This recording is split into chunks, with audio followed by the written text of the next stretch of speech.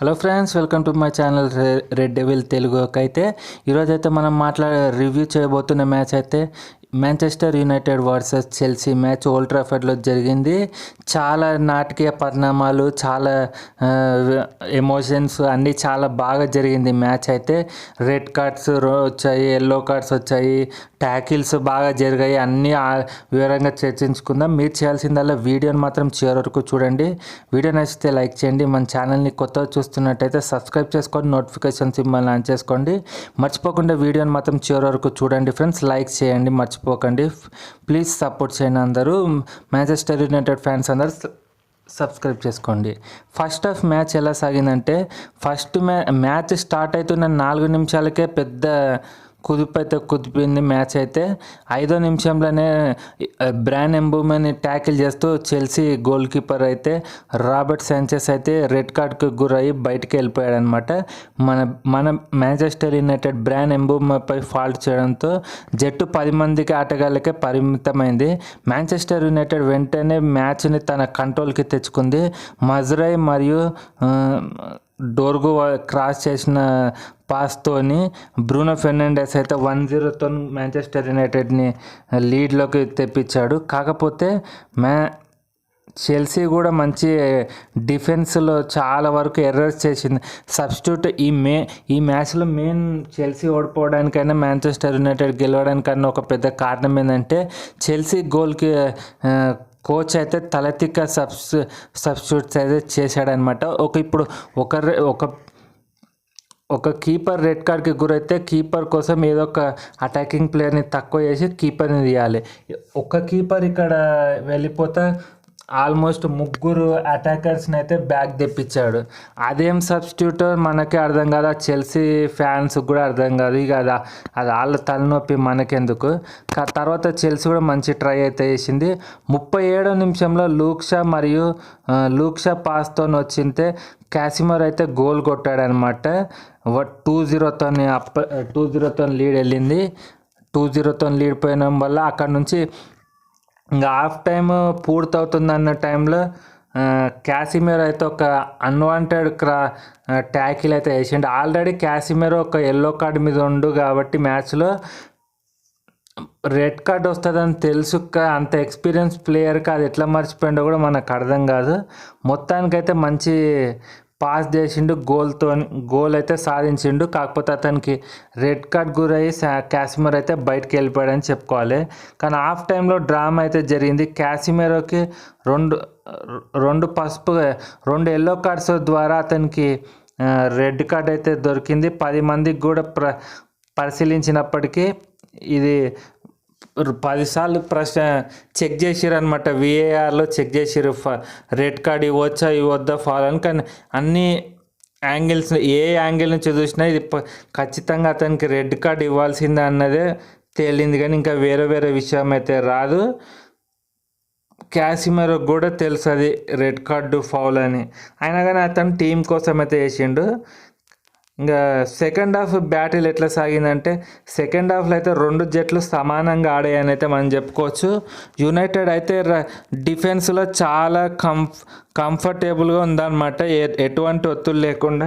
Chelsea వాళ్ళ shots కూడా ఏం రాలేవు కాబట్టి వాళ్ళు అసలు ఒత్తిడి లేకుండానే మ్యాచ్ ఆడిండ్రు అనమాట. ఫుల్ ప్రెషర్ ఫ్రీ గేమ్ అని అయితే మనం చెప్పుకోవచ్చు.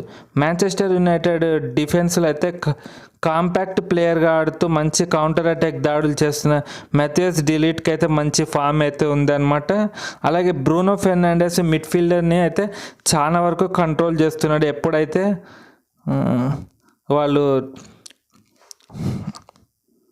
బ్రూనో ఫెర్నాండెస్ కూడా చాలా మ్యాచ్ని అయితే మన కంట్రోల్ తెచ్చిండు. కాకపోతే చెల్సీ సబ్స్టిట్యూట్ రీస్ జేమ్స్ అయితే క్రాస్ చేయడం ద్వారా చోబాల్ అయితే ఒక గోల్ అయితే కొట్టిండు అనమాట. 2-1తో అప్పటికి ఇంకా 2-1తో లీడ్ ఉంది. వాళ్ళు ఏంటంటే లాస్ట్ 10 మినిట్స్లో ఎలాగోలాగా గోల్ చేసి తిరిగి మ్యాచ్లోకి రిటర్న్ రావాలని అనుకోరు, కానీ అది మాత్రం జరగలేకపోయింది. ఎందుకంటే దాని తర్వాత 10 మినిట్స్ ఉంది. మాంచెస్టర్ యునైటెడ్ ప్లేయర్స్ కూడా వాళ్ళ డిఫెన్స్ని కానీ మిడ్ఫీల్డ్ కానీ బాగా ప్రొటెక్ట్ చేసుకున్నారు.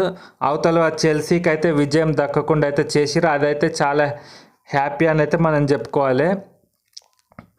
ఇంకో విషయం ఏంటంటే ఈ మ్యాచ్లో అయితే మన ప్లేయర్స్ అందరు చాలా బాగా ఆడారని చెప్పుకోవాలి. ఒక్క అమరీం సెలెక్షన్ ప్రాబ్లం ఏంటంటే బయాండీర్ బదులు సెనీ లెమన్స్ తీసుకుంటే బాగుండేది. ఇంకా మనం దానికి ఏం చేయలేం కాబట్టి కాకపోతే మెథడ్స్ డిలీట్ అయితే చాలా మంచి పర్ఫార్మెన్స్ చేసిండు అనమాట. సెంట్రల్ డిఫెండర్లో అతను ఒక గోల్ పోస్ట్కి ఒక వాల్ లెక్క అడ్డం నిలబడ్డట్టు మంచి పర్ఫార్మెన్స్ అయితే చేసిండని అయితే చెప్పుకోవచ్చు. అలాగే ప్యాట్రిస్ డోరుకు కూడా మంచి క్రాసెస్ అయితే వేసిండు అనమాట. కాకపోతే ఏంటంటే అతనికి ఆ ఫినిషింగ్ ప్రోడక్ట్ అయితే కొంచెం ప్రాబ్లం ఉంది. దాని గురించి అయితే రూబెన్ అమరీం అయితే కన్ఫర్మ్గా అతని మీద కొద్దిగా వర్క్ చేసి దాన్ని సెట్ చేసి ఇంకా మంచి గోల్స్ అయితే సాధిస్తాడు.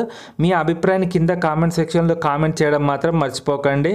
అలాగే బ్రూనో ఫెర్నాండెస్ కూడా చాలా ఇంపార్టెంట్ మిడ్ఫీల్డర్ అని మళ్ళొకసారి అయితే నిరూపించుకున్నాను అనమాట. ఎందుకంటే రీసెంట్గా అయితే అతన్ని సేల్ చేయాలి, అతని పర్ఫార్మెన్స్ చాలా బాగుంది.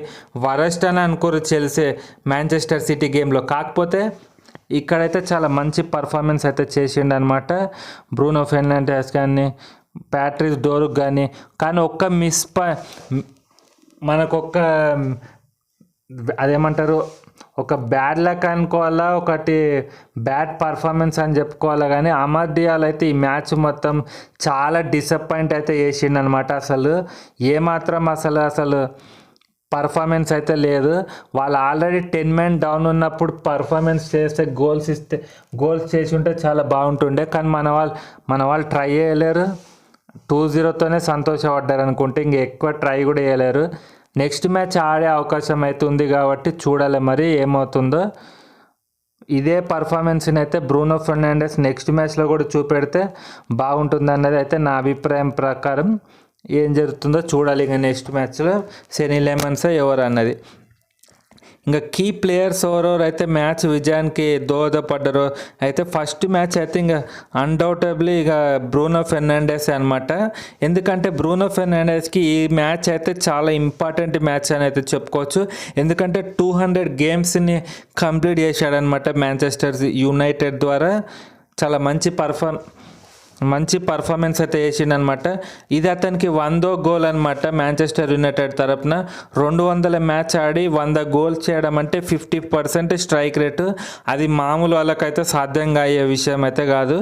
అలాగే క్యాసిమెరో కూడా గోల్ అయితే చేశాడు. చాలా మంచి మూమెంట్ ఉంది. అతనైతే అసలైతే చాలా బాగా నచ్చలేని అయితే అనిపించింది. ఇంకా క్యాసిమెరో గోల్ కూడా చాలా బాగుంది. కాకపోతే మనం నెక్స్ట్ బ్రెంట్ఫోర్డ్ మ్యాచ్లో అయితే క్యాసిమెరోని అయితే మనం చూడలేము. ఎందుకంటే అతను 2 yellow cards ద్వారా సస్పెండ్ అయ్యాడు కాబట్టి నెక్స్ట్ మ్యాచ్లో అయితే ఆడే అవకాశం లేదు. ఎన్ని మ్యాచ్లు ఆడకూడదు అన్నది ఇంకా కరెక్ట్ ఇన్ఫర్మేషన్ కూడా లేదు కాబట్టి వేచి చూడాలి ఎన్ని మ్యాచ్లు అతన్ని సస్పెండ్ చేస్తారు. లూక్షా మజ్రాయి కూడా చాలా మంచి పర్ఫార్మెన్స్ అయితే చేశారనమాట. మనకు వచ్చిన 2 గోల్స్లో వీళ్ళిద్దరిదే అసిస్ట్ పాత్ర అయితే ఉందన్నమాట. వీళ్ళే అసిస్ట్ చేసిరంటే ఎంత మంచి ప్లేయర్స్ అర్థమైతే చేసుకోవచ్చు అనమాట. చెల్సీ మజురా అయితే మన టీంకి అయితే మెయిన్ ఇంపార్టెంట్ పిల్లర్స్ లెక్క అని అయితే చెప్పుకోవచ్చు మనము. ఇంకా ఈ మ్యాచ్ని అయితే క్లుప్తంగా మనం రివ్యూ చేసుకుంటే అయితే మొదటి మ్యాచ్లో అయితే మొదట 2 రెడ్ కార్డ్ రావడం వల్ల నెక్స్ట్ మ్యాచ్ అయితే ఆడే అవకాశం లేదు కాబట్టి చూడాలి. యునైటెడ్ అయితే అటాకింగ్ ఇంటెంట్ అయితే చాలా బాగా చూపెట్టింది అనమాట. ఎస్పెషల్లీ ఫస్ట్ 10 minutesలో అయితే చాలా బాగా ఆడారు. కాకపోతే మాంచెస్టర్ యునైటెడ్కి ఏమవుతుందో మనకు అంత తెలియదు. కానీ ఫస్ట్ హాఫ్లో ఆడిన పర్ఫార్మెన్స్ సెకండ్ హాఫ్లో అమాంతం కింద పడిపోతుంది. నిన్న కూడా అదే జరిగింది. కానీ మనం డ్రా కాకుండా 3 points అయితే తీసుకున్నాం కాబట్టి సరిపోయింది. లేకపోతే ఇంకా ఇబ్బంది అయితే పడుతుండే. ఇంకా చెల్సీ ఇంకోవైపు అయితే రోబర్టో సాంచెజ్ రెడ్ కార్డ్ తీసుకోవడం వాళ్ళకైతే చాలా దెబ్బ పడింది. అలాగే మరస్కా చేసిన సబ్స్టిట్యూట్లు కూడా అంత ఇంపాక్ట్ అయితే చూపించలేదు. నాన్ ఫైనల్ స్కోర్ అయితే చెప్పాను కదా 2-1తో మ్యాచ్ గెలుస్తుందని. కాకపోతే ఇంకా బెంజమిన్ సెస్కో డెబ్యూ గోల్ కోసం అయితే మనందరం వెయిట్ చేస్తున్నాం. అదే యునైటెడ్ తరపున ఫస్ట్ గోల్ అయితే చేయాలని అయితే చూస్తున్నాం. మీకేమనిపించిందో కింద కామెంట్ సెక్షన్లో కామెంట్ చేసి చెప్పండి. వీడియో నచ్చితే లైక్ చేసి సబ్స్క్రైబ్ చేసుకోండి. చెల్సీ మ్యాచ్ యునైటెడ్ మ్యాచ్లో ఎవరి పర్ఫార్మెన్స్ చాలా బాగా నచ్చిందో మీ అభిప్రాయాన్ని కామెంట్ సెక్షన్లో కామెంట్ చేయొచ్చు.